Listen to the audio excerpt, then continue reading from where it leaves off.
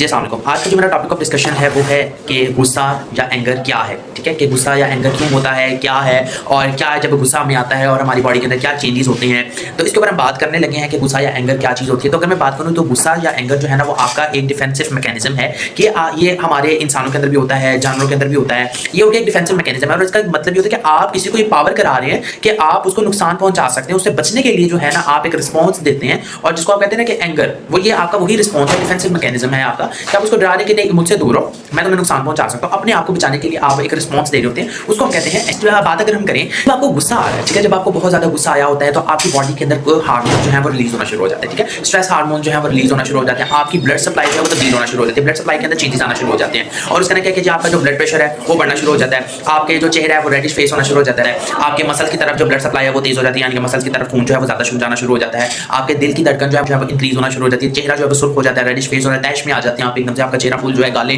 जो है वो लाल होना शुरू हो जाती है। लेकिन आपके दिमाग के दो हिस्से हैं, ठीक है, एक ये वाली तो बात है ना कि लेफ्ट लोब है, राइट लोब है, ना ये बात कर रहे हैं। दो एक ऐसे हिस्से हैं जो एक दिमाग के दरमियान में है और एक आपका जो ये फ्रंटल एरिया पे है। अगर क्या है कि जो आपके दिमाग का जो दरमियानी हिस्सा जिसको हम कहते हैं एमिग्डाला, एमिग्डाला का जो मकसद है ना वो ये है कि आपके इमोशनल एक्सप्रेशन को कंट्रोल कर रहा होता है, आपके जितने इमोशंस हैं उनको कंट्रोल कर रहा है। और जो दूसरा हिस्सा है वो है प्री फ्रंटल कॉर्टेक्स, जो दिमाग का ऊपरी हिस्सा होता है उसको कहते हैं प्री फ्रंटल कॉर्टेक्स। जो प्री फ्रंटल कॉर्टेक्स है वो आपकी रीजनिंग को कंट्रोल कर रहा होता है, आपकी सोचने समझने की सलाहियत को कंट्रोल कर रहा है, आपकी जो डिसीजन या जो मेकिंग पावर है उसको कंट्रोल कर रहा है, आपके जो फैसला लेने की सलाहियत है उसको वो कंट्रोल कर रहा होता है। जैसे कि जब आपको गुस्सा बहुत ज्यादा होता है, जब आप गुस्से में होते हैं तो गुस्से में क्या होता है कि जी आपका जो एमिग्डाला है वो ज्यादा काम कर रहा होता है और जो आपका जो प्री फ्रंटल कॉर्टेक्स है वो बहुत कम काम कर रहा होता है। अगर बात करें, जैसा मैंने बता चुका हूं पहले कि जो प्री फ्रंटल कॉर्टेक्स है वो आपके सोचने समझने की सलाहियत, आपकी रीजनिंग पावर को कंट्रोल कर रहा है, डिसीजन मेकिंग में आपकी हेल्प दे रहा होता है, आपका फैसला लेने की सलाहियत को मदद दे रहा होता है। लेकिन क्या है कि गुस्से के अंदर जब आप गुस्से में होते हैं, तैश में होते हैं, एंगर होते हैं, तो क्या है कि आपका जो एमिग्डाला है वो बहुत ज्यादा काम करेगा। एमिग्डाला ज्यादा काम करता है जो क्योंकि वो इमोशंस कंट्रोल कर रहा है और जो प्री फ्रंटल कॉर्टेक्स है वो काम नहीं करता और आप उसका कहते हैं, इसलिए हम कहते हैं कि गुस्से के अंदर आप ऐसे फैसले भी ले जाते हैं जो कि बाद में आपके लिए मुश्किल जो है वो आती है उनसे।